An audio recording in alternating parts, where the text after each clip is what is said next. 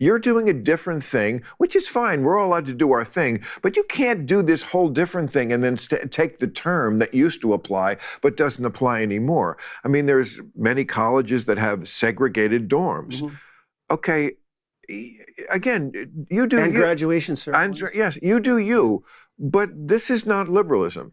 Okay. Bill Maher and Jordan Peterson had a talk where they talked about some very interesting topics. It's really cool to see Bill Maher come away from that woke bubble that he was definitely stuck in, especially during the 2020 period of time, wherever he was really pushing that agenda really hard, really pushing that woke agenda, really bought into that whole ideology. Now he's coming out of it and realizing that the woke people are they're just lunatics, man. It's just a cult. They're truly, truly lost. They're truly brainwashed, and they don't have any reasoning behind the things that they say, behind the things that they do, and behind the ideas that they push. They just are brainwashed. Like I said, they're just part of the cult, and Bill Maher is definitely starting to learn that. He sat down with Jordan Peterson and they had a conversation about when does the left go too far, and Bill Maher really did go in on wokeism and on that left culture. Let's check out what he had to say here to Jordan Peterson.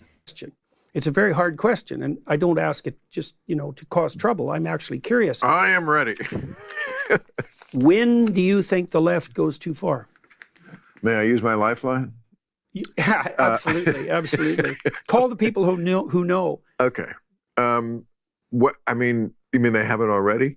Well, but how do you know? Like, what's a marker when Trump gets reelected? That's when you know. What would you regard as behavior on the left that's unacceptable from the perspective of someone who's essentially liberal? How long have you got? I mean, the theme I've been trying to promulgate as much as I can the last 5 years, partly just in self-defense of people who say I've changed, I have not, is that wokeness is not something that expands on liberalism. It's something that undoes it. And I think you are on the same page generally. I mean, to give a few examples, color blindness. Wanting to have a colorblind society where we don't see race is classic liberalism. Certainly what Obama was going for. That's not wokeism. Wokeism is race is front and center to everything. So that's part of that. So that, to me, that's that's like an example of that would be, it's not enough to not be racist. You must be anti-racist. So just to you'll be a person in the background just chilling, I don't really care what color you are. It's kind of more about the kind of person you are rather than the color of your skin. Those types of things. That's not enough. You're not a good person unless you're super anti-racist, unless you're going to protest and you're busting windows down, burning buildings down. Unless you're those types of people, you're not a good person. If you're just, if you're just the type of person that doesn't really care about the color of people's skin, that's not enough. You have to be anti-racist. That's what he's referring to here. Extension of the insistence that someone's primary identity is signified by their group. Right. Which is exactly what old school liberals were fighting against. Don't characterize somebody by that.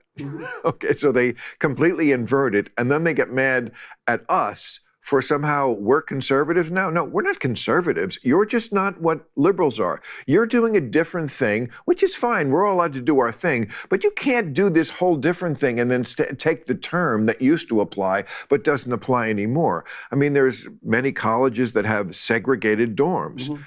Okay, again, you do and graduation ceremonies. Yes, you do you, but this is not liberalism. Okay. And certainly in the realm of gender, I mean, that's not progressive at all. That's not going to further the country in any way. That's regressive. That's not progressive. That's regressive. That's not even conservatism. Like I said, it's not conservatism because they're moving backwards, literally going completely backwards, took a 180 and started sprinting in the other direction. That's what they're doing. It's not progressive. It's not conservative. It's regressive. And that's the only way to describe it. I mean, liberalism is always about tolerance for let's celebrate and allow everyone to be protected and respected for who they are. That includes homosexuality, that includes trans, which of course is a real thing that happens. That's different than rewriting the anatomy book from page 1 so that every kid who comes out, it's a jump ball and there's no such thing as sex, it's only gender. And again, this is something different. It's not liberalism. So you can't say, oh, you don't believe in that, you're not a liberal. Freedom of speech used to be a whole liberal thing. We used to own the First Amendment like the conservatives owned the Second. That's reversed. I mean, something like the homeless. it was liberals who I used to do the show on HBO, Comic Relief. We're going to help get the homeless off the street. Now it's how dare you ask them to get off the street. So you can keep the homeless on the street, and you can have, segregated dorms and all that. But that's liberalism? It's not. It's something different. Mm-hmm. Yeah, they hijack certain titles. They hijack liberalism, they hijack conservatism, and just kind of spin it to mean whatever they feel like it means. Whatever they want it to mean that day, that's what they're able to call you. And they're able to spin certain, labels into being really evil or really positive. And it's just a wild world to live in, to actually buy into what those people think, and thankfully people like Bill Maher, Anna Kasparian, there's a lot of other ones who are breaking out of that hardcore extreme cult-like behavior. But they're still obviously leftist. They still have some woke tendencies, but at least Bill Maher is able to call out when the left does, objectively go too far, because a lot of them who are stuck in that cult will just always refuse to call out when the left goes too far. They'll never acknowledge that the left has gone too far. They don't think that's possible. So it's just good to see that people like Bill Maher can have a conversation with Jordan Peterson. I don't think most leftists would ever even be in the same room and be civil with Jordan Peterson. And I'm not like the biggest Jordan Peterson fan of all time. I actually make a lot of people mad when I give my true opinions on Jordan Peterson, but I do think I agree with him a lot more than I disagree with him. So it's really good to see somebody like Bill Maher be able to actually sit down with Jordan Peterson and have a civil conversation, even trash the left a little bit, trash that wokeism cult. And it's really good to see. So let me know in the comments what you're thinking about all these lefties who are coming out of this woke cult and being like, actually that stuff did go a bit too far, especially back in 2020.